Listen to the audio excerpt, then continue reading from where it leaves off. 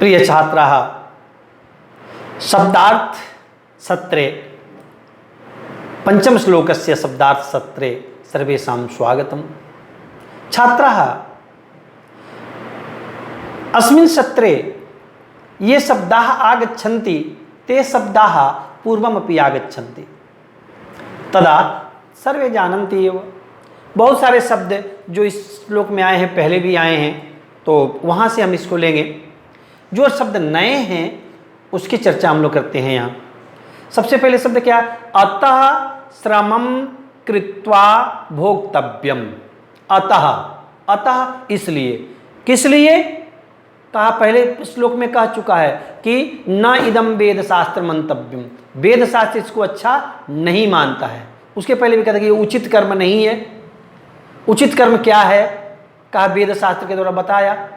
तो कहा अतः इसलिए, किस लिए ये उचित कर्म नहीं है? इसलिए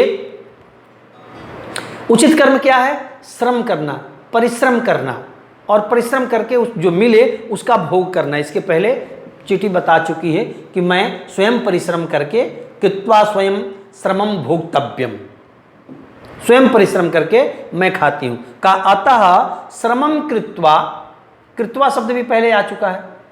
करके, क्या करके? श्रमम कृत्वा, परिश्रम करके भोक्तव्यम, भोग करना चाहिए, उपयोग करनी चाहिए। अपने परिश्रम से जो मिले उसका भोग करना चाहिए, उसका प्रयोग करना चाहिए, उसका उपयोग करना चाहिए।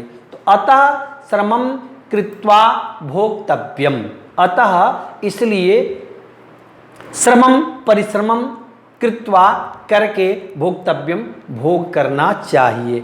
इति ऐसा भवता अपि, भवता शब्द है आपको, अपि माने भी, आपको भी मतम मंतव्यम, इस मत को, इस सिद्धांत को, इस नियम को, इस कार्य को आपको भी मानना चाहिए। इति भवतापि, आपको भी मतम मंतव्यम, ऐसा इस मत के आपको भी इस मत को मानना चाहिए। मत मतलब नियम, इस नियम को आपको भी मानना चाहिए।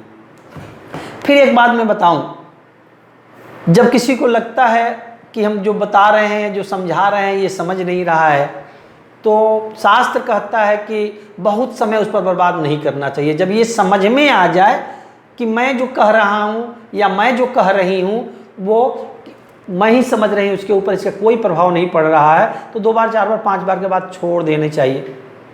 उसमें अपना समय बर्बाद नहीं करना चाहिए। एक इस शब्द नीचे वाली लाइन से ये भी अर्थ आ रहा है। कहा अस्तु, अस्तु मतलब ठीक है, अस्तु जही ही देहि, जाने दो, पंथानम, पंथानम माने मार्ग, रास्ता, ठीक है मुझको अपने रास्ते पे, दोनों आमने सामने थे, कहा ठीक है हटो, अब हमको अपने रास्ते पे जाने दो। अस्तु ठीक है, जही ही देहि, जाने दो, मम पंथानम, मेरे अपने रास्ते पर, पंथानम जाने दो।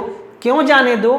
तो कहा कि दूरे मम गंतव्यम स्थानम, मेरा जो गंतव्य स्थान है, मुझे जो जाना है, मेरा जो लक्ष्य है वो बहुत दूर है, इसलिए मेरा समय बर्बाद मत करो, मुझे जाने दो। ये चीटी इस प्रकार कहती है। छात्रों, इस गीत से, इस काव्य से हमें कई उपदेश मिलते हैं।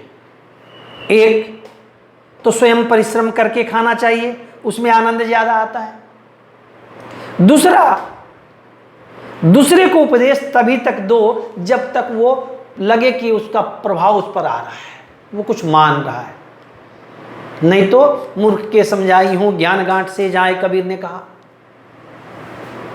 बहुत देर तक पत्थर पर के मारियो चोखो नी तीर न साए, पत्थर पर तीर मारिए तो कितना भी नुकीला तीर हो मुड़ जाएगा।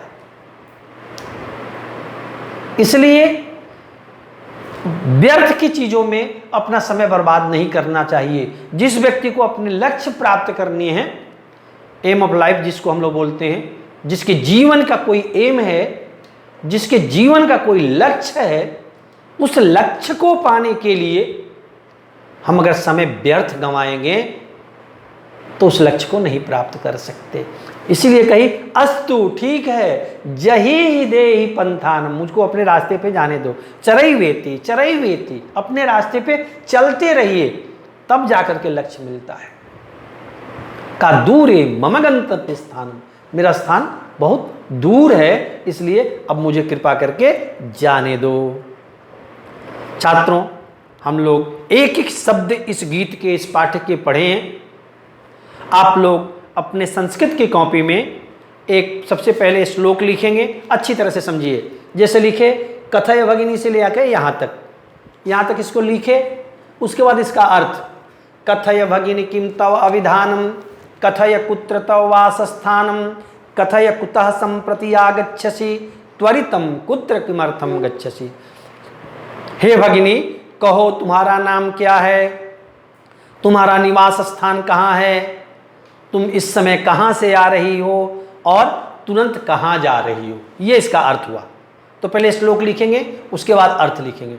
फिर से अंगम तव अतिशय सुकुमारम, वहसि तथापि हो गुरुवारम, धावंती गच्छसि अभिरामम, कथय कदा कुरुसे विश्रामम।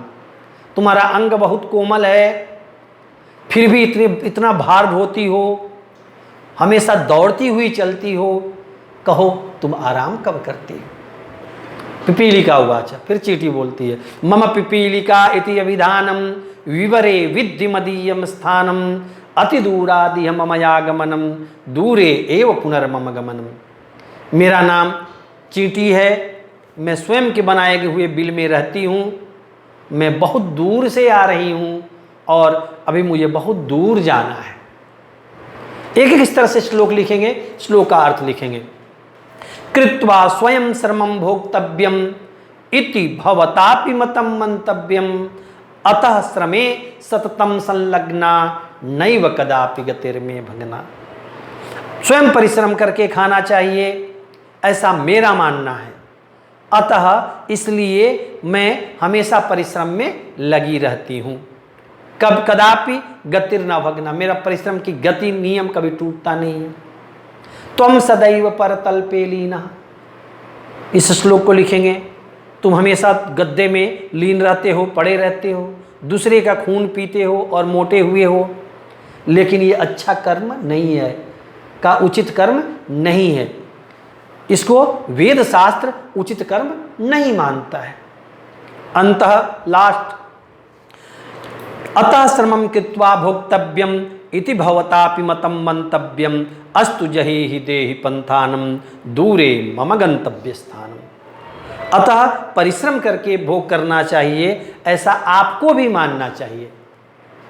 ठीक है, अब मुझको अपने मार्ग पे, रास्ते पे जाने दीजिए, क्योंकि मेरा लक्ष्य, मेरा जो गंतव्य स्थान है बहुत दूर है। इस तरह से इसका अर्थ आप लोग लिखेंगे अपने संस्कृत कॉपी में, और लिख करके कल शाम 4 बजे तक अपने संस्कृत अध्यापक को अवश्य भेज देंगे। धन्यवाद।